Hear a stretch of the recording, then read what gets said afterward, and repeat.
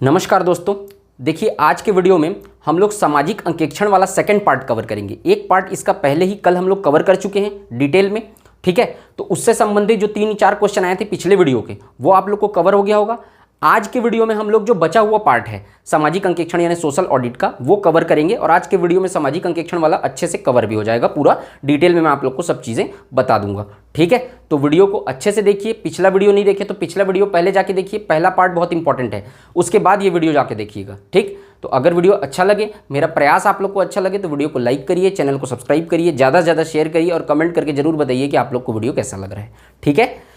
इससे पहले मैं आप लोग को एक चीज़ बताना चाह रहा हूँ कि जो स्वच्छ भारत मिशन ग्रामीण था, जो मैं आप लोग को पढ़ाया था पहले ही, स्वच्छ भारत मिशन ग्रामीण, उसमें जो सेकंड पार्ट डाला था मैं स्वच्छ भारत मिशन ग्रामीण में, तो स्वच्छ भारत मिशन ग्रामीण में जो आप लोग को टेबल में बताया था, उसमें से जो ठोस अपशिष्ट प्रबंधन वाला जो डाटा बताया था, तो ठोस अपशिष्ट प्रबंधन में एक सुधार करिएगा कि ठोस अपशिष्ट प्रबंधन में 5,000 तक की आबादी के ग्राम पंचायत में प्रति व्यक्ति 60 रुपये प्रति व्यक्ति की दर से मानदेय होता है, और 5,000 से ऊपर के व्यक्ति है ना, 5,000 की जनसंख्या के ऊपर के ग्राम पंचायत में 45 रुपये प्रति व्यक्ति मानदेय होता है, ठीक है। तो इन दोनों चीज़ को आप सुधार लीजिएगा। आपको डिस्प्ले में वो पेज दिख रहा होगा, मेरा हैंड रिटन जो नोट्स है जिसको मैं कलेक्ट करके बनाया हूँ, उसमें जो हाईलाइटेड पॉइंट है वही आप लोग को सुधारना है। 5,000 तक के व्यक्ति में 60 रुपये है ना, 60 रुपये प्रति व्यक्ति, और 5,000 से अधिक में 45 रुपये प्रति व्यक्ति, ठीक। तो इस चीज़ को आप सुधार लीजिएगा, मैं इसको टेलीग्राम चैनल पे भी डाल दूंगा, ठीक। तो ये क्या है, अलग अलग जगह से कंपाइल करके एक मुझे बनाना पड़ा, तो इसलिए थोड़ा सा इसमें प्रॉब्लम हो गया, उसको आप तो सुधार लीजिएगा। एक डाउट आया था कि पिछले वीडियो में मैंने बताया था कि सामाजिक अंकेक्षण कहाँ से लिया गया है करके, तो उसको देखिए गूगल में आप देखेंगे तो उसको स्वीडन बता रहा है, ठीक है। 2012 में ये पेपर में लिया गया था, 2012 का जो एडीओ का पेपर हुआ था उसमें लिया गया था। तो वो एक पत्रिका मैंने पढ़ी थी, जो मासिक पत्रिका आती है, उसमें ऑप्शन सी लिया था अमेरिका। गूगल जरूर उसको स्वीडन बता रहा है, लेकिन उस समय व्यापम ने 2012, अब वो 10 साल हो गया पेपर को हुए, अब उस समय व्यापम ने जो आंसर की जारी किया था वो तो वेबसाइट पर मिलेगा नहीं, ठीक है ना। और हम लोगों से ऐसे लोग जुड़े भी नहीं होंगे जो उस समय का पेपर दिए हैं। तो उस समय व्यापम ने क्या लिया था, ऑथेंटिक या क्वेश्चन को विलोपित किया था, क्योंकि स्वीडन तो उस ऑप्शन में था ही नहीं। वो जो क्वेश्चन था उसके चारों ऑप्शन में स्वीडन था ही नहीं। तो अब उसने आंसर अमेरिका लिया है या उस आंसर को विलोपित कर दिया है उस क्वेश्चन को, इसकी जानकारी अभी सही तरीके से उपलब्ध नहीं है, ठीक है ना। अगर आप में से किसी के पास वो आंसर की होगा, अगर किसी के पास, तो आप लोग शेयर करिएगा, मैं उसको अपडेट करवा दूंगा। गूगल के आधार पर आप चीज़ों को दावा आपत्ति नहीं कर सकते हैं, ठीक है ना। आपके पास ऑथेंटिक सोर्स रहना चाहिए कि व्यापम ने अगर खुद उस आंसर को लिया है, अमेरिका या स्वीडन लिया था होता, ठीक है, तब आप कर सकते थे। गूगल पे मैं नहीं बता सकता हूं, लेकिन गूगल पे स्वीडन दिखा रहा है तो स्वीडन को ध्यान रखिएगा। अगर ऑप्शन में स्वीडन है तो स्वीडन टिक करके आ जाइएगा, ठीक। लेकिन अगर कहीं दोनों ऑप्शन में है तो फिर उसमें थोड़ा सा दिक्कत हो जाएगा। मैं आप लोगों को आगे जैसा जानकारी मुझे मिलेगी उसके हिसाब से आपको अपडेट करवा दूंगा, ठीक है। लेकिन गूगल पे स्वीडन दिखा रहा है, वो मुझे पता है ये बात, लेकिन उसको मैं आपको प्रमाण नहीं है उसका कोई, और गूगल को आप रेफरेंस नहीं मान सकते। दिक्कत इस बात का है, ठीक है। आप में से किसी भी को अगर उस चीज़ की जानकारी कंफर्म होगी, अगर उस समय का नोटिफिकेशन होगा, नोटिफिकेशन का मतलब वो जो आंसर की है वो, तो आप बताइएगा, ठीक है। कुछ लोग बोल रहे थे कि बोर्ड पे जो है क्लियर नहीं दिखता करके, आप अपनी वीडियो क्वालिटी को 720p करिए, ठीक है ना। इसको तो मैं शेयर करता ही हूँ टेलीग्राम चैनल पे, अगर आपको दिक्कत होता है तो जूम पे जाके जूम करके उसको जाके देख लीजिए कीजिएगा, ठीक है। इसमें क्या होता है कि ज़्यादा चीज़ कवर कराने के लिए छोटा छोटा लिख रहा हूँ मैं भी, ठीक है। तो थोड़ा फॉन्ट को बढ़ाया हूँ, उम्मीद है आप लोग को पूरी चीज़ें समझ में आएंगी, आप लोग समझेंगे उन चीज़ों को, ठीक है। तो 720p में करके देखिएगा उसको, ठीक। आज का वीडियो हम लोग स्टार्ट करते हैं, जो अपडेट कराए हैं वो कर लीजिएगा भाई अच्छे से, ठीक है। अब देखते हैं आज की वीडियो हम लोग स्टार्ट करते हैं। देखिए सामाजिक अंकेक्षण सोशल ऑडिट जो पढ़ रहे थे उसका सेकंड पार्ट है आज।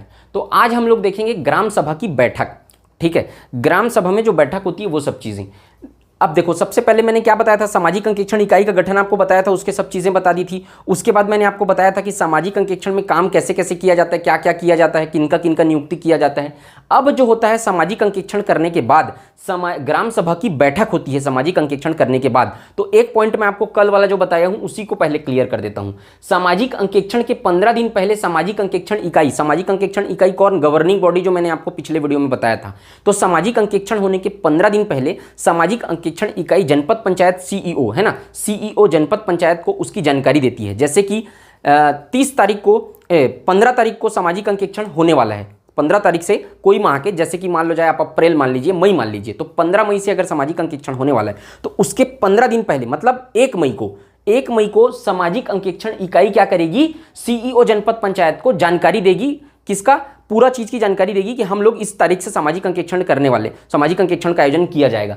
अब सीईओ जनपद पंचायत, तो आप जो भी आपके पंचायत में डॉक्यूमेंट है उसको हमको उपलब्ध कराइए। ऐसे करके क्या करेगा, 1 मई को 15 तारीख से चालू होने वाला सामाजिक अंकेक्षण, तो 1 मई को जनपद पंचायत सीईओ को जानकारी देगी। अब सीईओ जनपद पंचायत 7 दिन के भीतर जानकारी उसको जिस तारीख से प्राप्त होगा, जैसे कि 1 तारीख से उसको जानकारी प्राप्त हो रहा है, तो 7 तारीख के पहले 7 दिन के भीतर वो पूरी जानकारी किसको उपलब्ध कराएगा, ये जो सामान्य अंकेक्षण इकाई है, सामाजिक अंकेक्षण इकाई है, उनको सभी जानकारी जनपद पंचायत सीईओ उपलब्ध कराएगा 7 दिन के भीतर।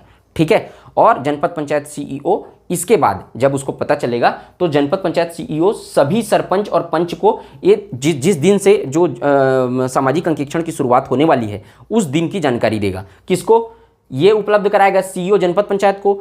सीईओ जनपद पंचायत जो है वो सभी सरपंच और पंच को जिस दिन से सामाजिक अंकेक्षण स्टार्ट होने वाला है उसकी जानकारी उपलब्ध कराएगा। क्यों उपलब्ध कराएगा, क्योंकि वो सबको वहां पर उपस्थित रहना पड़ता है जब सामाजिक अंकेक्षण का कार्य चालू होता है। ठीक है, तब ठीक। अब उपस्थित कौन रहेगा, सामाजिक अंकेक्षण के कार्य जब चालू होगा तब की उपस्थिति बता रहा हूं। ठीक है, ये ग्राम सभा की नहीं है, ये सामाजिक अंकेक्षण का काम जब चालू हो रहा है तब कौन कौन उपस्थित रहेगा। देखो, मनरेगा योजना अधिकारी है ना, मनरेगा का योजना अधिकारी, मतलब कि जो मनरेगा योजना है उसमें जो अधिकारी लोग जो जुड़े हुए हैं मनरेगा योजना से संबंधित, वो सभी अधिकारी जो रहते हैं जिस दिन सामाजिक अंकेक्षण होगा उस दिन उपस्थित रहेंगे। दूसरा, जनप्रतिनिधि, मतलब पंच सरपंच ही जनप्रतिनिधि रहते हैं जो इलेक्टेड रहते हैं, ये लोग उपलब्ध रहेंगे। संबंधित डाकघर बैंक के अधिकारी, जहां पर पासबुक है, खाता है, तो वो वित्तीय मामले को चेक करने के लिए वो सब जो डाकघर और बैंक के अधिकारी है जहां से ट्रांजेक्शन हो रहा है वो अधिकारी लोग भी उस दिन उपस्थित रहेंगे सामाजिक अंकेक्षण वाले दिन। ठीक है, समझ गए आप लोग। अब देखते हैं ग्राम सभा का जो बैठक है वो वाला पोर्शन। ये 3 टॉपिक समझ गया कैसे कैसे होता है, स्टार्ट कैसे होता है। अब देखिए ग्राम सभा की बैठक, उसमें कोरम होता है। जब ग्राम सभा की बैठक होगी उसके बाद अब ये सामाजिक अंकेक्षण के लिए कौन कौन उपस्थित रहेगा, समझ गए। अब सामाजिक अंकेक्षण हो गया, सामाजिक अंकेक्षण होने के बाद ग्राम सभा की एक बैठक होगी जिसमें जो भी सामाजिक अंकेक्षण हुआ रहेगा उन सब की जानकारी ग्राम सभा के बैठक में रखा जाएगा। ठीक है, कि भाई ये डाटा हुआ है, ये कलेक्शन हुआ है, ये इस तरीके से सामाजिक अंकेक्षण हुआ है, वो सब जानकारी ग्राम सभा के समक्ष रखा जाएगा। तब ग्राम सभा उस पर आर्ग्यूमेंट करेगी, सवाल जवाब करेगी। ग्राम सभा का कोई व्यक्ति जो है वो उस पर क्वेश्चन कर सकता है ना, आर्ग्यूमेंट कर सकता है, उस पर विरोध प्रदर्शित कर सकता है। ठीक है, वो सब चीज़ें ग्राम सभा के उस बैठक में रखी जाएगी, तो उसमें समक्ष वो सब चीज़ें होंगी। मैं आप लोग को आगे बताते चलता हूँ।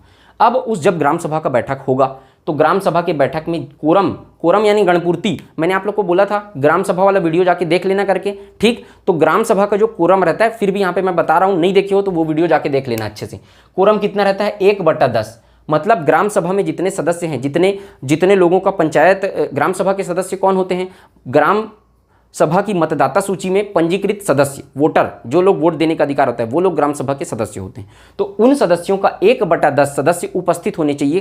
किस दिन, जब सभा होता है तो उस दिन। तो 1/10 होती है गणपूर्ति, कुल सदस्यों का 1/10, जिसमें से 1/3 1/3 क्या होनी चाहिए, महिलाएं होनी चाहिए। कुल सदस्यों, ग्राम सभा के सदस्य हैं उनका 1/10 उपस्थित होने चाहिए, उसी को कहते हैं कोरम। और 1/10 में से जो 1/3 है, जैसे कि 10 सदस्य हुए एग्जाम्पल के तौर पे, तो 3 उसमें से महिलाएं होनी चाहिए, तो इनकी उपस्थिति अनिवार्य है। तो ग्राम सभा का जो कोरम रहता है वही कोरम इसमें अप्लाई होता है, वही कोरम। अब इसको कोरम पूर्ति करने की जिम्मेदारी किसकी होगी, सरपंच और पंच की, जो ग्राम सभा में भी रहती है। ठीक है, अगर कोरम की पूर्ति नहीं होगी, सेम ये ग्राम सभा के समान चलेगा। अगर कोरम मान लो जाए 2 तारीख को बैठक रखा गया, 2 तारीख को अगर कोरम पूर्ति नहीं हुआ तो सरपंच क्या करेगा, पोस्टपोन करेगा उसको। कोरम पूर्ति नहीं हुआ तो फिर उस दिन कार्यवाही नहीं की जाएगी, उसको 1 दिन के लिए पोस्टपोन करेगा। ग्राम सभा में ज़्यादा दिन के लिए भी पोस्टपोन कर सकता है। यहाँ पे एक डिफरेंस है कि कोरम पूर्ति न होने पर सरपंच जो है वो सभा को 1 दिन के लिए पोस्टपोन करेगा। अब दूसरे दिन जरूरी नहीं है कि कोरम पूर्ति हो, दूसरे दिन जो है वो सामाजिक अंकेक्षण की जानकारी सभी जगह रख दी जाएगी। ठीक, तो ये सब चीज़ें आप समझिए। और अब वो ग्राम सभा में जैसे था कि अगर लगातार 3 बैठकों में सरपंच जो है वो कोरम पूर्ति कराने में असमर्थ रहता है तो फिर उसको हटाने की कार्यवाही की जाएगी और उसको नोटिस जारी करके अगली 2 सभाओं में कोरम पूर्ति करने के लिए कहा जाएगा। उसको 2 मौका और दिया जाएगा। टोटल 5 मौका मिलता है, शुरू में 3 मिलता है, 3 में नहीं करवा पाया तो नोटिस जारी करके 2 मौका और मिलता है। अगर 2 मौका में भी वो असफल रहा तो फिर क्या होगा, उसको हटाने की कार्यवाही चालू कर दी जाएगी। तो ये सब चीज़ें आप लोग ध्यान रखना, ग्राम सभा वाला जाके देखोगे तो पूरा चीज़ समझ में आ जाएगा, वही है कोरम। ठीक, वो क्लियर कर लेना, अभी भी मैं बता दिया हूँ लेकिन एक्स्ट्रा। जिला कार्यक्रम समन्वयक सचिव की नियुक्ति करेगा। अब जब ग्राम सभा का जो बैठक हो रहा है, ठीक है, उसमें क्या करेगा, जिला कार्यक्रम समन्वयक एक सचिव की नियुक्ति करेगा, उस पर जो उस पंचायत का नहीं होना चाहिए, ठीक है, उस ग्राम पंचायत का नहीं होना चाहिए, उस व्यक्ति को क्या करेगा, जिला कार्यक्रम समन्वयक बैठक के दिन एक सचिव, उसको सचिव के रूप में नियुक्त करेगा, जो उस ग्राम पंचायत का नहीं होना चाहिए। और वो सचिव क्या करेगा, रजिस्टर में पूरी कार्यवाही को, उस दिन की कार्यवाही को नोट करेगा कि क्या क्या कार्यवाही हो रही है, कौन सा व्यक्ति क्या चीज बात बोल रहा है, ठीक है, वो सब चीजें जो है वो जिला कार्यक्रम समन्वयक एक सचिव की नियुक्ति करेगा, जो उस ग्राम पंचायत का नहीं होगा, और वो सचिव जो है वो सब कार्यवाही को नोट करेगा। ठीक है, क्लियर। नेक्स्ट देखते हैं, वही जिला कार्यक्रम समन्वयक जो इस सचिव की नियुक्ति किया है, वही जिला कार्यक्रम समन्वयक एक पर्यवेक्षक की नियुक्ति करेगा। इस पर्यवेक्षक के बारे में मैं आपको पिछले क्लास में भी बताया था। पर्यवेक्षक कौन होता है, जैसे कि देखिए, कोई भी ग्राम सभा के बीच आप सामाजिक अंकेक्षण की सभी ब्यूरो को रख रहे हैं, ठीक है, आंकड़ों को रख रहे हैं। अगर कोई व्यक्ति को लगता है, किसी व्यक्ति को, ग्राम सभा के किसी सदस्य के व्यक्ति को किसी लगता है, कोई आम आदमी को, कि ये जानकारी जो दी जा रही है वो गलत है, तो वो उस दिन खड़ा होगा और वो बोलेगा कि ये जानकारी गलत है। तो जिला कार्यक्रम समन्वयक क्या करेगा, एक पर्यवेक्षक की नियुक्ति करेगा, और पर्यवेक्षक की नियुक्ति करके उस व्यक्ति के पास भेजेगा। उस व्यक्ति, वो जो पर्यवेक्षक है, उस व्यक्ति के पास जो जानकारी रहेगी उससे मांगेगा कि आपके पास कोई तथ्य है जो आप बताना चाह रहे हैं, उसके पास मांगेगा तथ्य। अगर वो तथ्य बता दिया और वो जानकारी प्रूफ हो गई, तो पर्यवेक्षक क्या करेगा, सचिव के पास आएगा, सचिव को बोलेगा, सचिव जानकारी को अपडेट करेगा। समझ गए आप लोग, क्या करेगा पर्यवेक्षक, इन्वेस्टिगेट करता है कि जो आदमी, जो सदस्य अगर कोई जानकारी दे रहा है, काउंटर कोई इन्फॉर्मेशन दे रहा है, तो वो जानकारी अगर सही है तो उसको रजिस्टर पे अपडेट कर लिया जाएगा, वो पिछली जानकारी को सुधार कर लिया जाएगा। ठीक है, तो पर्यवेक्षक का काम ये होता है, जिला कार्यक्रम समन्वयक उसकी नियुक्ति करता है। अब ये जो बैठक होगा उसमें सदस्य अध्यक्षता कौन करेगा, सदस्य अपने बीच से ही अध्यक्ष चुनेंगे, कोई सरपंच कोई पंच अध्यक्षता नहीं करेगा, सदस्य अपने बीच से इस बैठक के लिए अध्यक्ष चुनते हैं। ठीक है, वो सर्वसम्मति से चुना जाता है। ठीक, तो ये हो गया आपका ग्राम सभा की बैठक, जो जिसमें सामाजिक अंकेक्षण की ब्यौरा रखा जाता है। अभी वो फाइनल बैठक नहीं हुआ है, यहाँ पर तो ग्राम सभा में बैठक हुआ है। और सबसे इंपॉर्टेंट चीज मैं आपको क्या बताया था, तो इसी तरीके से क्या है, इसी के कारण ग्राम सभा को इसका मेन बॉडी बोला जाता है, क्योंकि सभी काम तो ग्राम सभा ही कर रहा है, इसमें को काउंटर करने का काम। ठीक है, तो जो मेन मुख्य काम है सामाजिक अंकेक्षण का, वो ग्राम सभा के अंतर्गत आता है। इसीलिए देखो यहाँ पर काउंटर भी कर पा रहा है पर्यवेक्षक, उसकी नियुक्ति करके क्रॉस चेक कर रहा है उसको, तो ये सब चीजें वो सभा की बैठक के दिन होती है। अब जब ग्राम सभा में बैठक हो गया, सब ग्राम सभा में ऐसी बैठक होता है, तो अब उसके बाद एक निकासी बैठक का आयोजन किया जाता है, जो क्लस्टर लेवल पे होता है। क्लस्टर लेवल में आप लोग को बताया था, क्लस्टर लेवल क्या होता है, कल भी बताया था। देखो, अलग अलग ग्राम पंचायत, ठीक है, जैसे कि इसमें 5 ग्राम पंचायत हैं, मान लो जाए, है ना, 4 ग्राम पंचायत है। एक ग्राम पंचायत के अंतर्गत कई सारे ग्राम सभा आएंगे, इसके भी अंदर कई ग्राम सभा आएंगे, इसके भी अंदर कई सारे ग्राम सभा आएंगे, इसके भी अंदर कई सारे ग्राम। तो इन ग्राम पंचायतों को मिलाकर क्या कर दिया जाएगा, एक क्लस्टर का गठन कर दिया जाता है। ठीक है, अब इन ग्राम पंचायतों में इंडिविजुअल क्या होगा, सामाजिक अंकेक्षण होगा। हर ग्राम सभा में जाके सामाजिक अंकेक्षण होगा। उस ब्यौरा को कहाँ रखा जाएगा, ग्राम पंचायत के बैठक में रखा जाएगा, ग्राम सभा के बैठक में रखा जाएगा। अब उसके बाद उस ब्यौरे को क्या किया जाएगा, क्लस्टर के बैठक में रखा जाता है, यानी ऊपर लेवल का बैठक। इन सब को मिला के क्या कर दिया जाएगा, क्लस्टर का गठन किया जाएगा। अब एक क्लस्टर के अंतर्गत 4, 5, 6, 7 कितने भी ग्राम पंचायत आ सकते हैं। ठीक है, तो सब कंबाइन करके उसको क्या कर दिया जाएगा, एक क्लस्टर बना दिया जाता है। उसमें सब में एक क्लस्टर में जितने लोग रहते हैं उन सबका एक साथ सामाजिक अंकेक्षण कर दिया जाएगा। फिर दूसरे क्लस्टर के अंतर्गत जितने रहेंगे ग्राम पंचायत, उनका सबका एक साथ सामाजिक अंकेक्षण कर दिया जाएगा। ठीक है, तो ये जो ग्राम सभा की मीटिंग होती है, ये जो मैं मीटिंग बताऊं, वो सब ग्राम सभा में होगी। उसके बाद क्या होगा, ये क्लस्टर लेवल पे मीटिंग होती है। ठीक है, तो ये जो मीटिंग होती है वो फाइनल मीटिंग होती है। तो ये क्लस्टर लेवल पे मीटिंग होगा, वहां पर उसका ब्यौरा को रखा जाएगा। इसके बाद के स्टेप है ये। ठीक, तो अब क्लस्टर लेवल को देखते हैं। समझ गए आप लोग, ये अलग अलग ग्राम पंचायतों को कंबाइन करके एक एक ग्रुप बना दिया जाता है ग्राम पंचायतों को, उसको कहते हैं क्लस्टर। ठीक, अब क्लस्टर लेवल के देखते हैं। अब क्लस्टर लेवल में जब बैठक होगा, इस बैठक के होने के बाद तब उसमें कौन कौन उपस्थित रहने जरूरी है, तब उसमें कौन, सरपंच और पंच जो संबंधित ग्राम पंचायत के, एक क्लस्टर में अगर 5 ग्राम पंचायत आ रहे हैं तो सबके सरपंच और पंच उस क्लस्टर लेवल के बैठक में उपस्थित रहेंगे। दूसरा, मजदूरों के प्रतिनिधि, देखिए मजदूरों का यूनियन रहता है मनरेगा में, तो मजदूर यूनियन के जो प्रतिनिधि रहते हैं, उन लोगों के जो रिप्रेजेंटेटिव रहेंगे, वो उस क्लस्टर लेवल के बैठक में, निकासी बैठक में उपस्थित रहेंगे। ठीक, तीसरा, सीईओ जिला पंचायत, ये तो हेड रहता है तो ये तो उपस्थित रहेगा ही। और चौथा, पर्यवेक्षक, जो पर्यवेक्षक की नियुक्ति की गई है, जो उसको चेक करने के लिए, क्रॉस चेक करने के लिए। और पांचवा, न्यू मीडिया के लोग भी, पत्रकार लोग भी उस दिन सामाजिक अंकेक्षण के दिन उपस्थित रहते हैं। ठीक, तो ये 5 लोग किसमें, निकासी बैठक में। और ठीक है, तो ये समझ गए आप लोग, निकासी बैठक के दिन कौन कौन उपस्थित रहेगा। इस निकासी बैठक को बुलाने बुलाना और उस निकासी बैठक की अध्यक्षता करने का काम कौन करता है? जिला कार्यक्रम समन्वयक करता है। ठीक, इसको याद रखना, जो क्लस्टर लेवल पे जो बैठक होता है निकासी बैठक, उसको बुलाने का काम और उसकी अध्यक्षता करने का काम करता है जिला कार्यक्रम समन्वयक। ठीक, अब एक पॉइंट और, यदि मनरेगा अधिकारी के खिलाफ भ्रष्टाचार का आरोप लगता है, अब देखिए क्लस्टर लेवल का जो मीटिंग होता है उसमें सब लोग क्या करते हैं, सामाजिक अंकेक्षण में यदि कोई अधिकारी के खिलाफ पाया गया है कि वो घूस ले रहा है, वो भ्रष्टाचार कर रहा है, तो उस क्लस्टर लेवल मीटिंग में क्या होता है, उसका पूरा ब्यौरा रखा जाता है। अब उसका कोई अधिकारी है मनरेगा का अधिकारी, उस पर अगर आरोप लगा है तो उसके संबंधित चीज़ों को वहाँ पर क्लस्टर लेवल के बैठक में रखा जाएगा। उसके बाद उसको क्रॉस चेक किया जाएगा कि वो जो भ्रष्टाचार का आरोप है वो सही है या नहीं है। ठीक है, अब उसके बाद ठीक, तो यहाँ पर मैं शॉर्ट में लिखा हूँ, आप लोग को पूरा लिखना है भाई। यदि मनरेगा अधिकारी के खिलाफ भ्रष्टाचार का आरोप लगाया जाता है तो उसे सामाजिक अंकेक्षण की क्लस्टर मीटिंग में उसको रखा जाएगा। उसके बाद उसको जो जिस अधिकारी के खिलाफ भ्रष्टाचार का आरोप लगाया गया है उसको अपना पक्ष रखने का वहाँ पर मौका दिया जाएगा कि भाई आप भी अपना पक्ष रखो, सफाई में कुछ बोलना चाहते हो तो उसको पक्ष रखने का मौका दिया जाएगा। अगर उसका दोष सिद्ध हो जाता है कि अधिकारी अमुक अधिकारी ने भ्रष्टाचार में लिप्त पाया गया है, अगर इसका दोष सिद्ध हो जाता है तब उस पर क्या लगाया जाएगा, जुर्माना लगाया जाएगा, है ना, जुर्माना लगाया जाएगा। और जुर्माना लगाने के बाद उसको पैसा वापसी करने के लिए बोला जाएगा। मजदूरों का पैसा खाया रहेगा वो, तो मजदूरों का पैसा जो रहेगा उसको वापस करने के लिए बोला जाएगा, जुर्माना लगाया जाएगा, या फिर या तो जुर्माना लगाया जाएगा या तो मजदूरों का पैसा वापस करने के लिए बोला जाएगा। अगर कहीं ज़्यादा सघन्य आरोप लगा है, ज़्यादा बड़ा आरोप लगा है, ठीक है, तो उसको क्या कर सकते हैं, हटा भी सकते हैं, उस अधिकारी को डिसमिस किया जा सकता है। तो ये भी चीज़ ध्यान रखना आप लोग, ठीक है।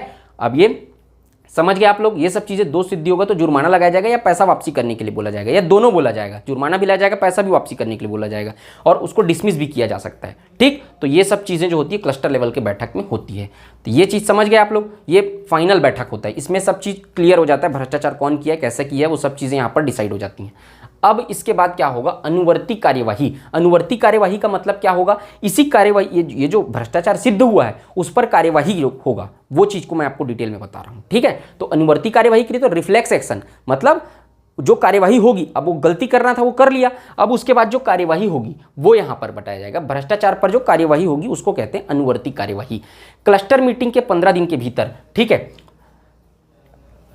जिला कार्यक्रम समन्वयक जो है, अब ये क्लस्टर मीटिंग जब भी होगा, तो जैसे कि 1 मई को क्लस्टर मीटिंग हुआ तो 15 दिन के भीतर, यानी 15 मई के भीतर पहले क्या होगा, क्लस्टर मीटिंग के 15 दिन के भीतर उसके भ्रष्टाचार का आरोप यहाँ पर क्या बताया मैं, सिद्ध हो गया है। तो 1 मई को जैसे कि क्लस्टर मीटिंग हुआ, उसमें भ्रष्टाचार का आरोप सिद्ध हुआ, तो जिला कार्यक्रम समन्वयक 15 तारीख के पहले इसको क्या करेगा, उस पर कार्यवाही कर देगा। 15 दिन के भीतर क्या करेगा, क्लस्टर मीटिंग के दिन क्या करेगा, उस पर, मतलब 15 दिन के भीतर उस पर कार्यवाही कर देगा। 1 तारीख को जैसे कि देखो यहाँ पर क्या लिखा है, क्लस्टर मीटिंग के 1 तारीख को जैसे क्लस्टर मीटिंग हुआ तो 15 दिन के भीतर क्या करे, उसको निर्णय देना है। 15 तारीख तक क्या करेगा, जो कार्यक्रम समन्वयक है, जिला कार्यक्रम समन्वयक, वो निर्णय देगा कि क्या आरोप, चाहे जुर्माना लगाया है कि पैसा वापस करने बोला है या उसको डिसमिस किया है, 15 दिन के भीतर वो अपना निर्णय सुनाएगा। यानी 15 तारीख तक, 1 मई को अगर क्लस्टर मीटिंग हुआ तो 15 मई तक उसको निर्णय सुनाएगा, और 15 मई से लेकर 7 दिन के भीतर उसको क्या करना पड़ेगा, 7 दिन के भीतर पैसा वापस करना पड़ेगा। 15 तारीख को जैसे 15 मई को अपना फैसला सुना दिया तो 15 से 7 आपके 22 मई के अंदर 22 मई तक उसको क्या करना पड़ेगा, पैसा क्या करना पड़ेगा, वापस करना पड़ेगा। किसको, जो अधिकारी है, जो भ्रष्टाचार का जिसके ऊपर आरोप लगा उसको वो पैसा वापस करना पड़ेगा, ठीक, जो भी भ्रष्टाचार किया है। सामाजिक अंकेक्षण निधि, अब देखो 7 दिन के भीतर यानी 22 मई तक अप्रॉक्स अगर कहीं वो पैसा वापस नहीं कर पाया तो एक तो सामाजिक अंकेक्षण निधि रहती है, एक फंड रहता है, उस निधि से जो मजदूर कर्मी रहेंगे, मजदूर श्रमिक, उनको पैसा उस निधि से प्रोवाइड करा दिया जाएगा। जो पैसा का उनका भ्रष्टाचार हुआ उसको उस निधि से उसको पैसा उपलब्ध करा दिया जाएगा। अब उसको जो रहेगा, जो भ्रष्टाचार वाला अधिकारी रहेगा, उसको 6 माह का समय दे दिया जाएगा। 7 दिन के भीतर उसको वापस करना था पैसा, लेकिन 7 दिन के भीतर वो पैसा वापस करने में असमर्थ है, तब फिर क्या किया जाएगा, सामाजिक अंकेक्षण निधि से उस मजदूर को पैसा उपलब्ध करा दिया जाएगा और उस व्यक्ति को, अधिकारी को 6 माह का समय दे दिया जाएगा कि 6 माह के भीतर तुम अपना पैसा उपलब्ध करा दो, मतलब 6 माह के भीतर जो मजदूरों का पैसा वापस कर दो। अब 6 माह बाद भी अगर वो अधिकारी पैसा वापस नहीं कर पाया तो उसकी संपत्ति जब्त कर ली जाएगी। ठीक, क्लियर हो गया एकदम, क्या क्या कार्यवाही की जाएगी, इस तरीके से उस पर कार्यवाही होती है। समझ गए आप लोग। अब देखते हैं नेक्स्ट, सामाजिक अंकेक्षण इकाई के लिए शर्तें। देखो ये शर्त उनको सामाजिक अंकेक्षण इकाई को पूरा करना पड़ता है, ये शर्त को पालन करना पड़ता है। जो गवर्निंग बॉडी, जो सामाजिक अंकेक्षण इकाई है, वो आती है, ग्राम पंचायतों में रहती है ना, क्योंकि एक दिन में तो सामाजिक अंकेक्षण का काम होना नहीं है, तो वो उसमें रहना पड़ेगा ना उनको। तो रहने के लिए क्या होता है, उसके क्या क्या शर्तें हैं और उसको क्या क्या, ये रूल अगर फॉलो नहीं करेंगे वो लोग, तो क्या होगा, उनको सामाजिक अंकेक्षण की, उनसे जो सामाजिक अंकेक्षण का दायित्व है उनसे, है ना, उसका अधिकार है, उसको छीन लिया जाएगा, उसको वो बॉडी को निरस्त कर दिया जाएगा। ठीक, तो पहला क्या क्या काम करना पड़ता है, मादक द्रव्यों का सेवन नहीं करना है। जो सामाजिक अंकेक्षण इकाई में जो सदस्य शामिल रहेंगे उनको किसी प्रकार के शराब, सिगरेट और कोई भी मादक पदार्थ जो नशे से संबंधित चीजें हैं उनका उपयोग नहीं करना है, नशा नहीं करना है सामाजिक अंकेक्षण के दौरान। दूसरा, वित्तीय लाभ स्वीकार नहीं करना है, मतलब घूस नहीं लेना है, भ्रष्टाचार नहीं करना है, किसी से करप्शन में शामिल नहीं होना है, किसी से पैसा वगैरह नहीं लेना है। तीसरा, निष्पक्षता व सत्यनिष्ठता, है ना, मतलब उनके अंदर निष्पक्ष भाव होना चाहिए कि किसी का फेवर वो न ले, जो दोषी हो उसको, भाई यही चीज भ्रष्टाचार को खत्म करने के लिए सामाजिक अंकेक्षण किया जा रहा है, तो उनके पास वो निष्पक्षता और सत्यनिष्ठा रहनी चाहिए, मतलब उनके पास एक अच्छा फेवरेबल नहीं रहे किसी के, वो निष्पक्ष रहें। ठीक है, और सच्चाई से काम करने का उनके अंदर क्षमता होनी चाहिए, सच्चाई से काम करने की। ठीक है, चौथा, अब वो रुकेंगे, मैं आपको बताया रुकने के लिए, तो मजदूर के घर रुकेंगे या शासकीय भवन में रुकेंगे, इसमें से कोई भी आ सकता है भाई, इंपॉर्टेंट है, ध्यान रखना, 4 ही पॉइंट है उनके लिए शर्तें में, मजदूर के घर रुकेंगे या शासकीय भवन में रुकेंगे, तीसरा कहीं जगह वो नहीं रुकेंगे, अगर आएंगे तब, जब आते हैं तब, तो मजदूर के घर रुकेंगे या शासकीय भवन में रुकेंगे। तो ये हो गया आपका सामाजिक अंकेक्षण इकाई के लिए जो कंडीशन है, शर्त है, ये उनको फॉलो करना पड़ता है, नहीं तो उस बॉडी को सस्पेंड कर दिया जाता है, निरस्त कर दिया जाता है। ठीक, अब देखते हैं समवर्ती सामाजिक अंकेक्षण। समवर्ती सामाजिक अंकेक्षण का मतलब क्या होता है कि और एक सामाजिक अंकेक्षण, मतलब एक एक्स्ट्रा सामाजिक अंकेक्षण, और ये तो सब कर ही रहे हैं ये लोग, जो बॉडी गठित किया गया है वो सब, और कौन क्या कैसे सामाजिक अंकेक्षण हो सकता है। तो मजदूर परिवार से नियुक्त व्यक्ति, जो मैं आपको पिछले बार बताया था पिछले क्लास में कि मजदूर परिवार से भी एक व्यक्ति की नियुक्ति की जाती है जो 18 से 25 वर्ष की आयु का होना चाहिए और 12वीं उत्तीर्ण होना चाहिए। 2 कंडीशन बताया था, 18 से 25 वर्ष की आयु के बीच का होना चाहिए और क्या होना चाहिए, 12वीं पास होना चाहिए, उसका नियुक्ति की जाता है। तो वो मजदूर परिवार से नियुक्त व्यक्ति दूसरे 2 अन्य लोगों को नियुक्त करेगा, है ना, अपने साथ अपने सहयोग के लिए 2 सहयोगी नियुक्त करेगा, और वो लोग क्या करेंगे, अंकेक्षण करेंगे, हर माह कर सकते हैं वो लोग अंकेक्षण। इसके अलावा भी हर माह वो लोग क्या कर सकते हैं, वो व्यक्ति जो युवा जिसको नियुक्त किया गया वो अपने साथ 2 लोग को सम्मिलित करेगा और वो लोग प्रति माह अंकेक्षण कर सकते हैं। अब ये लोग अंकेक्षण करेंगे रिपोर्ट को, तो ये लोग अंकेक्षण करने के लिए ये लोग को डाटा तो चाहिए रहेगा ना, जैसे कि सामाजिक अंकेक्षण इकाई को क्या रहता है, जनपद पंचायत सीईओ यहाँ से डाटा उपलब्ध कराता है, उसी तरीके से इन लोग को भी तो डाटा रहेगा जो रजिस्टर रिकॉर्ड में है, वेबसाइट में है वो, तो मनरेगा एजेंसी जो रहेगी उससे ये दस्तावेज मांगेगा। अब ये दस्तावेज जो है उपलब्ध कराने के लिए वो मनरेगा एजेंसी इन लोगों को बाध्य है। ठीक है, तो ध्यान रखना, मनरेगा एजेंसी से दस्तावेज मांगेगा, मनरेगा एजेंसी दस्तावेज उपलब्ध कराने के लिए बाध्य है। अब जब ये पाता है तब ये जो व्यक्ति है, ये लोग 3 लोगों की जो टीम है वो अगर पाती है कि भ्रष्टाचार हुआ है, ठीक है, क्रॉस चेक वेक करने के बाद, जांच करने के बाद पाती कि भ्रष्टाचार हुआ है, तो इसको आपको पूरा लिखना है ना, मैं शॉर्ट में लिखा हूँ। भ्रष्टाचार पाया जाता है तो सम्मेलन का आयोजन होगा, जैसे कि ये ग्राम सभा का सम्मेलन होता है वैसी तरीके से ये ग्राम सभा का सम्मेलन होगा, उसमें रिपोर्ट प्रस्तुत किया जाएगा, और उसके बाद क्या होगा, जिला स्तरीय सीईओ जो है वो क्लस्टर स्तरीय मीटिंग बुलाएगा, ये वाला मीटिंग बुलाएगा सीईओ जो है, सीईओ जनपद पंचायत। अब इस मीटिंग में क्या होगा, जाँच की जाएगी और फिर उसके बाद ये जो कार्यवाही होती है उस हिसाब से फिर उस पर कार्यवाही किया जाएगा, वापस करने के लिए बोला जाएगा, फिर 7 दिन का टाइम दिया जाएगा, नहीं कर पाया तो निधि से पैसा, फिर 6 महीने बाद पैसा, ये सब चीज़ें इसी तरीके से अनुवर्ती कार्यवाही होती रहेगी। तो ये समवर्ती सामाजिक अंकेक्षण होता है। ठीक है, क्लियर हो गया, एकदम समझ में आ गया होगा आप लोग को। अब 1-2 चीज़ें और बची हैं। एक तो सामाजिक अंकेक्षण दल, ये तो गवर्निंग बॉडी थी, ये एक अलग बॉडी है। सामाजिक अंकेक्षण इकाई जो मैं आपको कल बताया था, सामाजिक अंकेक्षण दल, ये जो दल होता है जो सामाजिक अंकेक्षण करता है, जाके घर घर जाके सामाजिक अंकेक्षण करता है, वो कैसे करता है ना, सामाजिक अंकेक्षण कैसे करेगा, ग्राम सभा द्वारा ये सामाजिक अंकेक्षण दल का गठन किया जाता है। ग्राम सभा अपने बीच से क्या करेगी, सामाजिक अंकेक्षण दल का गठन करेगी, जिसमें कि सदस्यों का चुनाव कैसे किया जाएगा, ग्राम सभा खुद अपने बीच से सदस्यों का चुनाव करती है, जिसमें मिनिमम 5 और मैक्सिमम 7 सदस्य होने चाहिए, जिसमें से 2 मजदूर होने, रोजगार मतलब 2 व्यक्ति पंजीकृत मजदूर होने चाहिए मनरेगा योजना के अंतर्गत। ठीक है, तो सदस्य का चुनाव कौन करेगी, ग्राम सभा करेगी। ग्राम सभा उसमें कितना होना चाहिए, मिनिमम 5 मैक्सिमम 7 व्यक्ति होने चाहिए, जिसमें से 2 पंजीकृत मजदूर होने आवश्यक है। और इसका गठन केवल एक सामाजिक, अब ये जो बॉडी जो गठित होगी मिनिमम 5 मैक्सिमम 7 सदस्य होंगे, अब इसमें गठन केवल एक सामाजिक अंकेक्षण के लिए किया जाएगा। दूसरा बार फिर से सामाजिक अंकेक्षण करना है तो फिर से नई बॉडी का गठन किया जाएगा। ठीक है, इसमें ठीक, तो ये सब चीज़ें ग्राम सामाजिक अंकेक्षण दल के अंतर्गत आती हैं, इसको भी आप लोग याद रखना। ठीक, तो अब मैं आप लोग को कुछ चीज़ें और नोट करवा रहा हूँ, उसको आप लोग अच्छे से नोट करिएगा। ठीक है, ये चीज़ें आप लोग एक्स्ट्रा पॉइंट में नोट कर लीजिएगा, इससे संबंधित सवाल भी आ सकते हैं। एक सवाल तो आया भी हुआ है। ठीक है, अब देखो सामाजिक, हेडिंग डालना, यहां पे नहीं लिखा हूं, मैं आपको बोलते जा रहा हूं, आप लोग नोट करते जाइए। सामाजिक अंकेक्षण की पूर्व की तैयारी, मतलब सामाजिक अंकेक्षण करने से पहले क्या क्या तैयारी की जाती है। सबसे पहले सर्वप्रथम जानकारी को सार रूप में, संक्षेप रूप में तैयार करके 1 माह के पूर्व, है ना, मतलब कि ये जो सामाजिक अंकेक्षण इकाई है वो एजेंडा तैयार करेगी 1 माह पहले। ठीक है, सामाजिक अंकेक्षण इकाई जो रहती है वो जिला पंचायत के साथ मिलके एजेंडा तैयार करती है 1 माह पहले। वो एजेंडा जो रहता है कि किस किस दिनांक में कहाँ कहाँ सामाजिक अंकेक्षण करना है, उसको एजेंडा बोलते हैं। तो सामाजिक अंकेक्षण इकाई जो है वो 1 माह पहले एजेंडा तैयार करती है कि कहाँ कहाँ सामाजिक अंकेक्षण करना है जिला पंचायत के साथ मिलके। ठीक, सेकंड पॉइंट नोट करिए, 15 दिन के पहले मूल फाइलों को लोगों के सामने रखा जाए ताकि उल्लेखित जानकारियों का मिलान किया जा सके। ठीक है, अब एक महीना पहले एजेंडा तैयार किया जाएगा, 15 दिन के पहले क्या किया जाएगा, सभी फाइलों को जो डॉक्यूमेंटेशन रहेगा उसको भी लोगों के समक्ष रखा जाएगा ताकि लोग जो है उसको क्रॉस चेक कर सके, मिला सकें। ठीक है, उसके बाद नेक्स्ट पॉइंट नोट करिए, जिन कार्यों की चर्चा की जाती है उसकी सूची पहले से तय होनी चाहिए। जो बैठक होता है उसमें जो जो चीज़ों पर चर्चा किया जाना है उसका सूची पहले से तय होना चाहिए कि ये टॉपिक पे बैठक आयोजित किया जाएगा। ठीक, ये चीज़ ध्यान रखना।